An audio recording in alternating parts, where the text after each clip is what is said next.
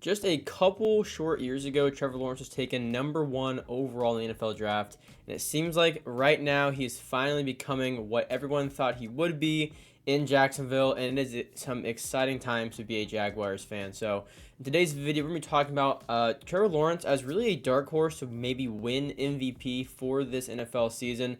Now, I will say I'm actually a big fan of Trevor Lawrence. I was kind of always under the impression that he was going to kind of turn out to be what he's becoming now, despite his rookie year, because Urban Meyer was terrible. I mean, he basically had no coaching. Last year was essentially his rookie year, and he did very, very well. And I'm going to guess he's going to take another step this year. We're going to talk about why in this video. Now, to start out, so Trevor ended the year with 4,113 yards, 25 touchdowns to 8 interceptions.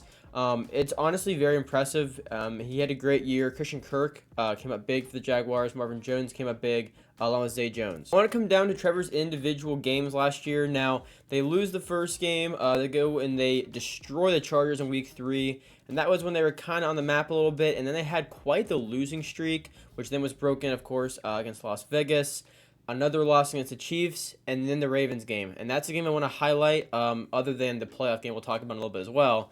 But this is a game I want to highlight from this past year because it seems like that comeback win that they had where Trevor really just got them back in that game, that was the start of Trevor really, I think, turning not only the season around, but I think finding the confidence within himself to play at that level, because he really didn't look back after that, other than the Lions game the following week. He finished the season playing absolutely amazing and then came back down 27-0 his first playoff game.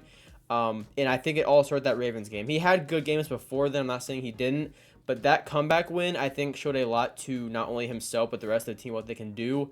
And they're on the same page after that, it looks like. So that is, I think, probably the second biggest game of the year. The first biggest game of the year, or I guess the biggest game of the year, I should say, is going to be the Chargers game. Now, they were down 27-0 at halftime. Trevor threw, I think, 4 interceptions or something in the first half alone.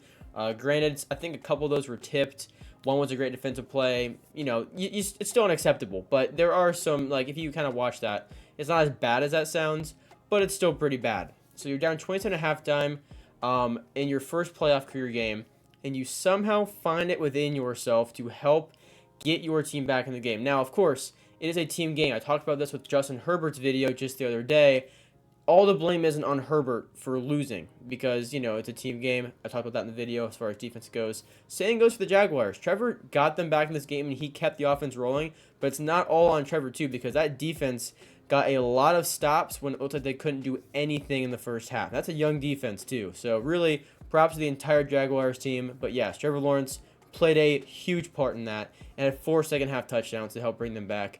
And against the Chiefs, honestly, they were competitive. Like, they were competitive with how young their defense is and how young Trevor is at quarterback. Like, if they had a few more years under their belt, they could have won that game, honestly. But they just watching it, you could tell that they just weren't quite there yet. But they will be, and that could be this year. And I wanted to recap last year just so we're on the same page, though. And now I'm going to talk about why I think this year could be so big for them. And we're going to go to the depth chart here. So, again, we can all be on the same page as far as the team goes. And there's a player that I think everybody knows that I'm going to, of course, highlight, and that is Calvin Ridley. I don't want to understate this at all. I want to make this probably the highlight of Trevor Lawrence going into this year is having Calvin Ridley back. Because if you want to fast forward, if you want to rewind last year, they got Christian Kirk. Everybody said he was overpaid. He came in and absolutely killed it.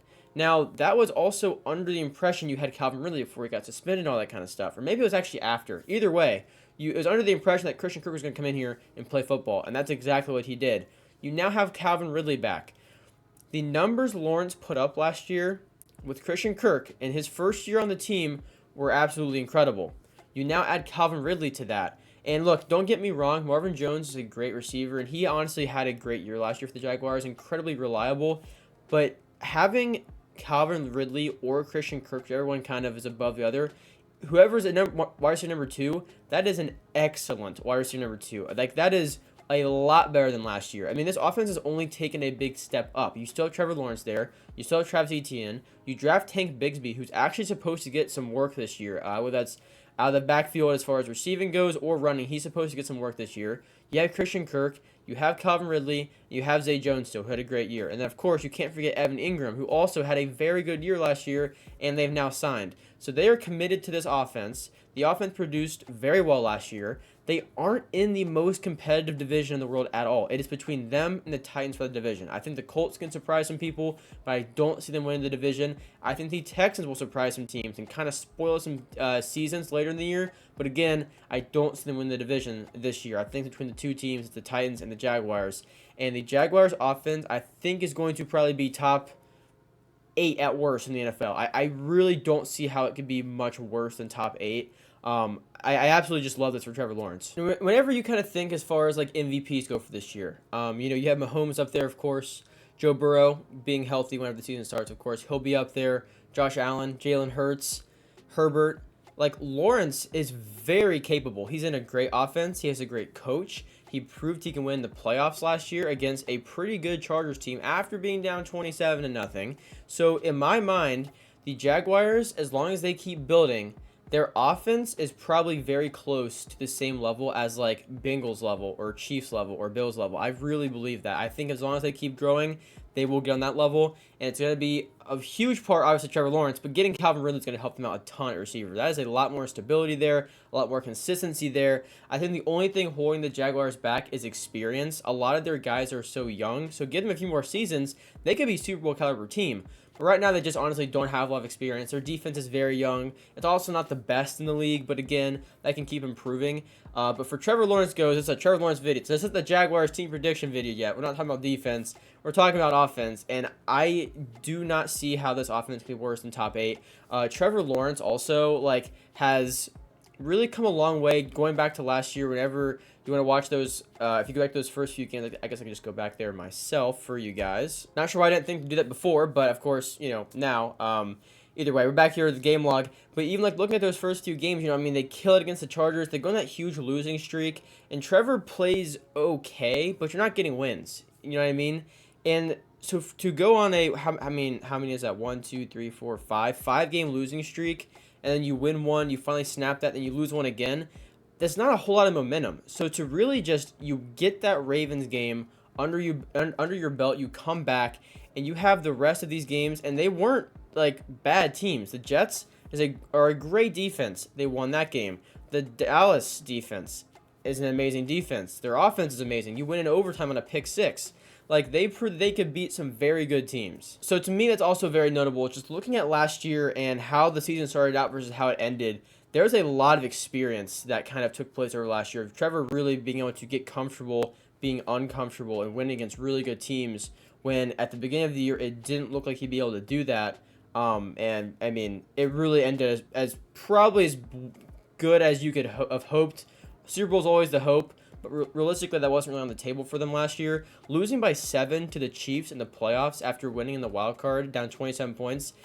I don't see how the season could have ended any better, honestly. So looking at this, and we kind of talked about how great of a position Trevor Lawrence is in, thanks to Calvin Ridley, thanks to Christian Kirk, thanks to the coaching, Travis Etienne, Evan Ingram, Zay Jones. He's in a great situation here. And so let's talk about some stats here. So he threw for 4,113 yards last year, 25 touchdowns to 8 interceptions. I think the passing yards are honestly going to be pretty similar to this, but kind of the same as Herbert. Herbert had 25 touchdowns last year, and I said 35. I would expect Trevor also to be in the 30s as well. I mean, adding Calvin Ridley, adding Tank Bigsby even, like in the red zone, you have so many weapons where you can check it down, all kinds of stuff. I really see that improving. Interceptions, I think it kind of depends because Trevor's decision-making got a lot better as the year went on as well, and I think that will only improve. But again, if you're throwing so many times this year, it might be honestly more than 8. I mean, it could probably be around maybe 12. And if he gets like 8 more touchdowns, I think might be a solid guess there. And again, that's not bad, but it just kind of has to correlate with how many times you throw the game. Not everybody has Rodgers MVP years where it's like 30-plus touchdowns with like 5 interceptions and like ridiculous.